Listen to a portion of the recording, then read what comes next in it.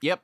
Episode 58 of Reincarnated Slime pretty much played out how I expected. And that's not a bad thing. That's not a bad thing. But yes, the moment that Luminous finally showed up, it was hype. I was hype. Obviously, second best girl under Milim. She's trying to take first place. And that's mainly probably because Milim hasn't really been in the show much lately. But I love her. I love Luminous. But yeah, can we talk about that last shot in the cast scroll? Can we all discuss Luminous just staring at Hinata?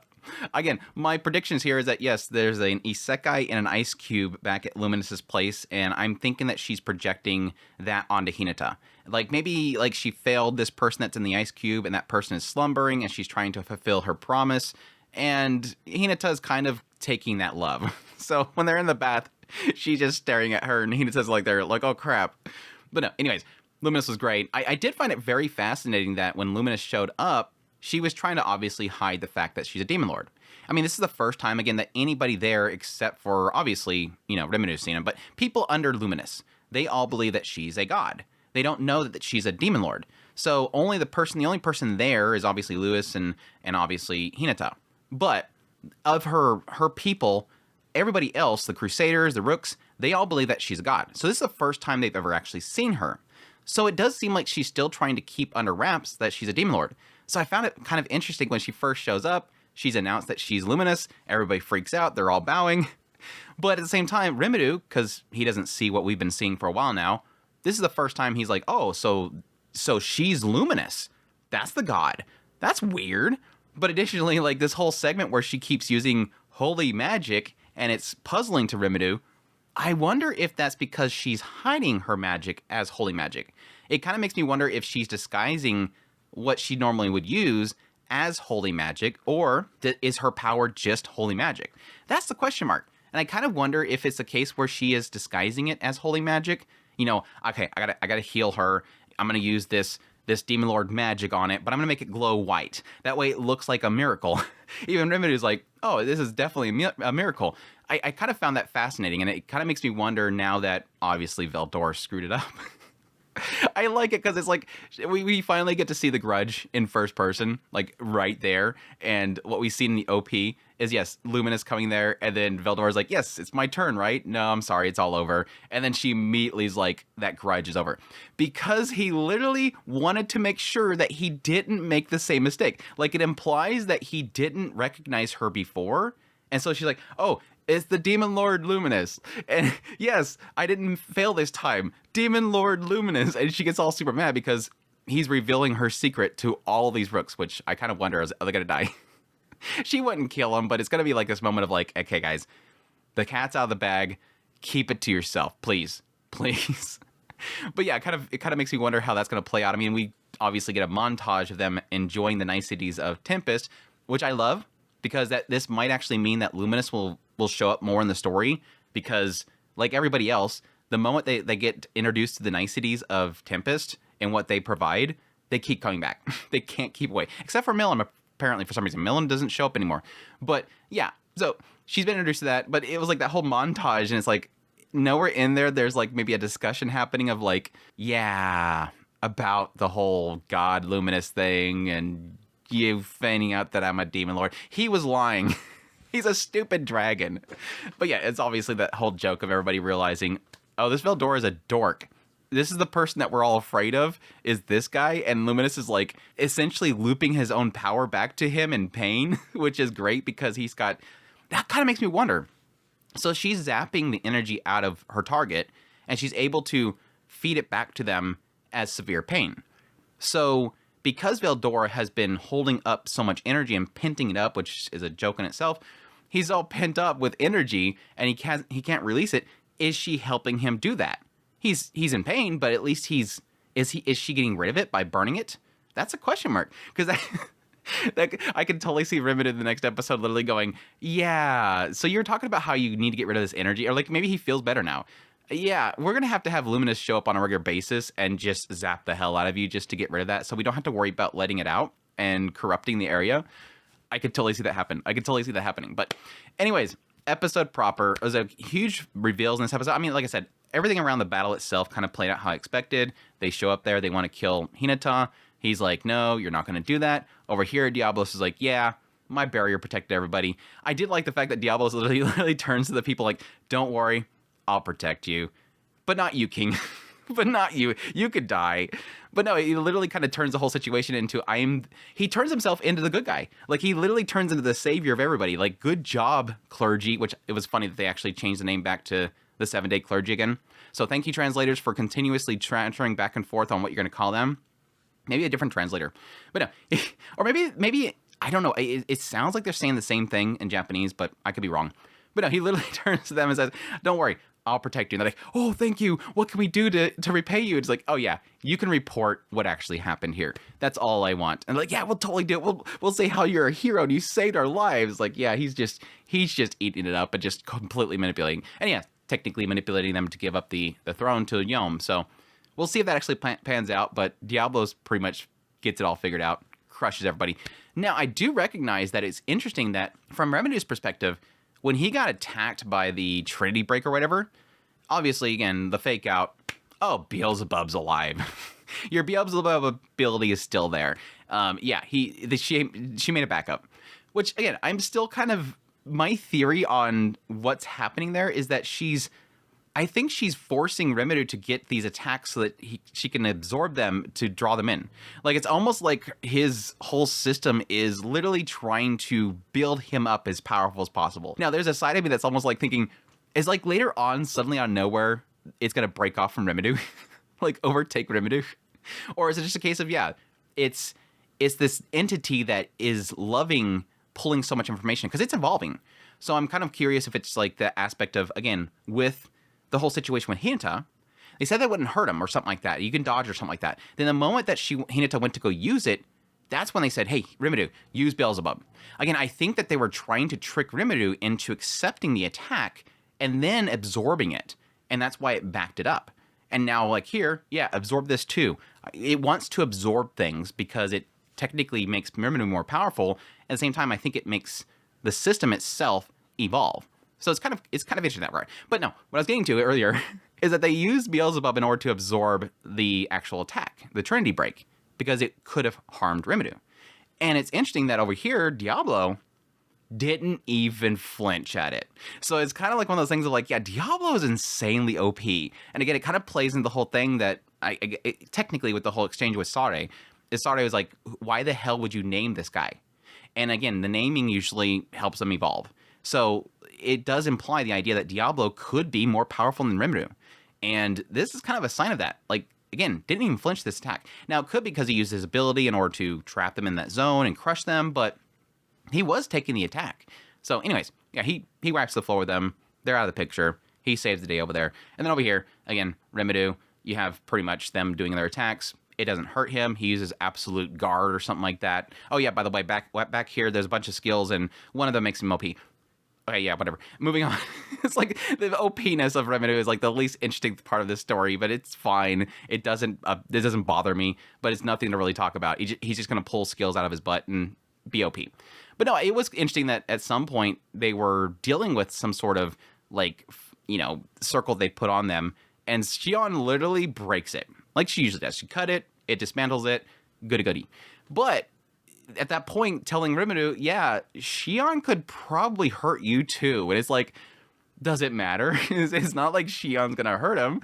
Yeah, Xion's literally, I mean, there's a chance that she could use her ability on somebody else and accidentally hit Rimuru, but it's not like it bothers him. But again, it does show the fact that, similar to Diablo, Xion's getting pretty dang OP, and they could technically, if they for some reason got corrupted, I think that's really the case, they could hurt Rimuru, but we'll see. I don't know. At some point, Xion could get corrupted by some... I mean, it's like the whole thing with Milim. There was technically something that at least Claymon believed was going to control Milim, but it didn't. But that could be something that could be placed on Xion and controlling Xion in order to harm Rimuru. I don't know if there's like a power system there. Like, if it's not that strong, it can't affect somebody like Xion, but who knows? But yeah, then Luminous shows up. Like I said, really interesting that she's seemingly using holy magic. But again, I wonder if that's all just sort of disguised magic to look like holy magic, because she was trying to keep up that facade to everybody that she is their god and that she would be holy, wouldn't be a demon lord. And so that, again, very, very crafty there. I'm kind of interested if that will be played on more.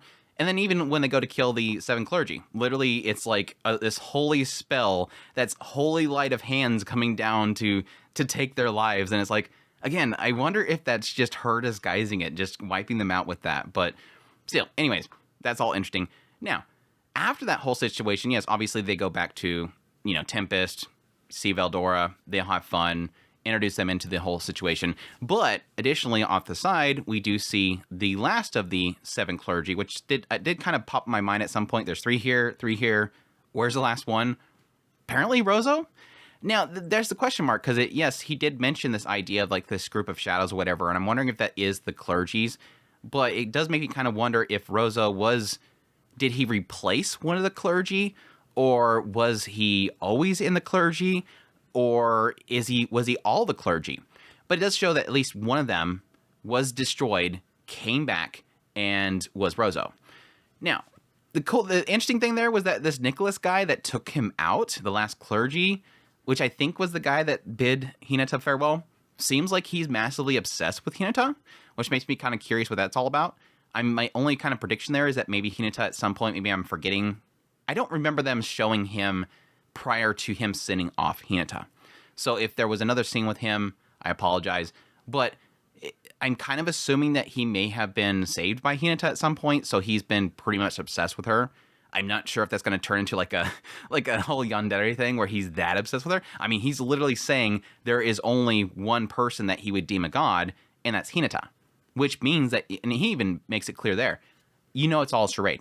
This god Luminous doesn't exist. Like this god Luminous will exist in all of our hearts. It's a charade. That's false. The only person that is a god to him is Hinata.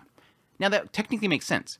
That he would make that distinction there, I guess, because he's in this holy land. He's not going to see Luminous as being an actual god, because Luminous is a person of this world, I think. I mean, I could be wrong. This vampire of this world that has become a demon lord. So it's somebody that has ascended to that point, where he could see Hinata as somebody from another world that is empowered in a super ability and everything like that, could be, and technically very righteous, very justice-driven, could see her as being more of a god than somebody like Luminous. So that technically makes sense. I'm curious where they're going to go with that. It seems like he's pretty powerful. I mean, he did technically use some sort of pendant to use the ability disintegrate or whatever, and then that shattered. That could technically mean that he had to borrow power in order to use that, so he might not be that powerful, but he could be. So I'll be interested to see what they do with him going forward. But yeah, the last scene was with Rozo and him basically, pointing out how they failed, and dang, this Nicholas guy that just roasted my last of the clergy guys. They're done anyways. It's like they're done anyways. I know he could have told Luminous, hey, I wasn't a part of that. Let me stick around. But at least the clergy now is gone, and we can kind of move away from that, because honestly, not my favorite and most interesting plot lines in this series. So we'll see where it goes from there. But anyways, yes, the Rozo. He can walk back there, yells about Rozo. And yes, this is the confirmation for them that Tempest is dangerous. This place is dangerous. And then he asks Maribel if the angels are attacking. And again, we've implied this before, that if something gets too strong, too big, the angels will take action. So it's obviously implying there is another group that is angels, which makes sense because we have demon lords. So I'm assuming there's another group that is angels, which are maybe ascended people into holy magic or something like that, or a group that doesn't like people getting too big. And back when they mentioned it then, I'm like, yeah, obviously Tempest is going to be a target because they're getting too big. If that's the idea that angels don't like groups getting too big, they're not going to like Tempest. And I'm assuming that's the case because obviously if a group gets too big, they can overthrow another group. And so the angels may not like the idea of somebody getting bigger than them. So that's the interesting thing there. And Maribel herself specifically says that that demon lord hopes to have financial control over the world. And I think referring to Remediu, not the angels. So that makes sense there. He's wanting to control things. That's not something they want. And so they may tip off the angels, ? Or maybe possibly Maribel is connected to the angels. That's my question mark that I really have. We'll see. It doesn't really necessarily say, yes, the angels are going to attack. So they might not know, which would imply that they are not a part of it. So we'll have to see. They did call themselves Maribel of Greed, so I'm assuming that doesn't mean that they're part of angels. If they're part of the angels group and they have one of the 7 deadly sins, that typically doesn't really connect, but who knows? But yes, obviously the last little bit that we got from this episode, which, I don't know, wasn't as interesting as I was hoping it would be. Like, the moment they show that, oh, we're going to get into Hinata's past, I was pretty excited, but it wasn't really much there. It does give a little bit more context as to why Hinata is so driven by, like, justice, but at the same time, not really something that was as in-depth as I was hoping. But it's simply, yes, getting into the idea that Hinata, when she was in a previous life, was going to her entrance ceremony for high school and got sucked into our world. And immediately says, this world is just like the last. It is full of despair, basically. And the idea of people just taking things. And it seems like in her previous life, she had everything being taken away from her. Her father was into gambling, was abusive of the mother, and they sort of... This is the thing, I'm kind of curious, and I almost want to ask a source material person if it's more implied in the light novel. If not, I don't need to know. But I couldn't get a sense on if it was implying that she pushed the father off the cliff or if the father just jumped. Mainly because it sort of implied that the two of them were on a cliff. And suddenly she just kind of snapped out of something and was shocked. And then suddenly something dumps into the water and the father's glasses are sitting there broken. I don't know why the glasses will be broken if he jumped himself. Because typically, and this is just kind of, this happens. In a lot of cases with, especially in Japan, that I've noticed the portrayal of doing that act of your own volition. I'm trying to dodge for YouTube here. The act of getting rid of yourself, it's sort of, they always have this sense of trying to make the surroundings proper. So in a case like this, they would probably take their clothes and they would fold them on the ground. They would take their glasses off. They would put them nicely on top of it and they would jump. And so the idea of just taking the glasses and chucking them or something like that doesn't make sense to me. It almost gave a feeling that she subconsciously pushed them off the cliff. And sort of that she was upset about the whole situation. I forget exactly what it said. Let me check. She wanted to restore her home. That was the thing that stuck out to me. Now, it could be that she's seen how her father was being abusive and he was gambling and it was causing problem in the family and she wanted to do something, but then her father just jumped out of despair. And after that, the mother broke. And then everything that she cherished was taken from her at that point. Everything that she wanted was taken from her. And that's what drives her in the new life is, well, if it's the same here, people are taking things, I'm going to take it first. Again, because it says I wanted to restore my home, the glasses are broken, she snaps out of something, it makes me think that she subconsciously took out her father. But she said that it was cherished to her.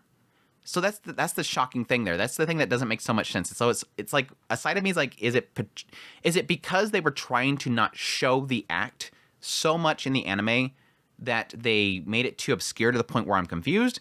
Is it more obvious in the light novel? What?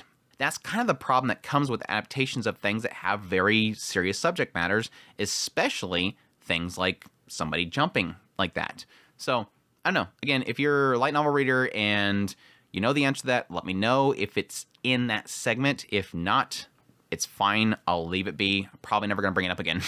I'll probably forget it out at this point. But yeah, similar to Rimuru, it kind of has that same situation where the moment that she arrived in the world, she kept thinking of things and the system keeps giving things to sort of apply to that.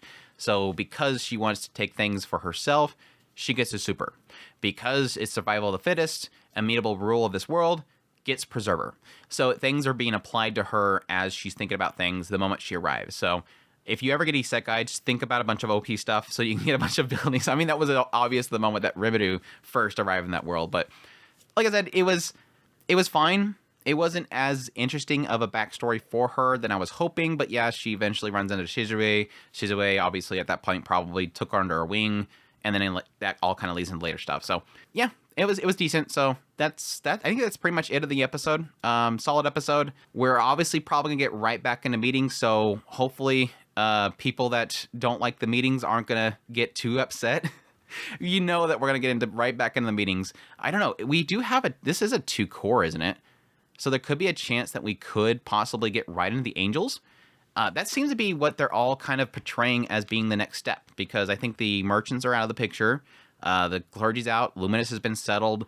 The only thing I think right now that we have like a hanging issue right now is going to be the angels, which it keeps being brought up that if something gets too big, angels. Yeah, too big, angels. So maybe that's the direction I'm going. Again, even with the whole situation with I forget what his name is. I really don't care for his character. The other isekai guy that was working with Clayman, he's out of the picture. So what left is there? Unless we're gonna get back in the meetings and building stuff. I think it's gonna go into the Angels. So if that's the case, I'm very interested in that. So I'm excited. Oh yeah, we do have the whole festival to announce him as Demon Lord of the area. That could probably be what's going next. So maybe that first of the Angels. We'll see. But anyways, that's my thoughts on episode 58 ? Yeah. I hope you guys enjoyed this video. As always, if you're new here, make sure to subscribe to the channel. If you like this content and want to support the channel, I have a Patreon link, tips link, so thanks membership button below. Greatly appreciate what it does. Y'all take care.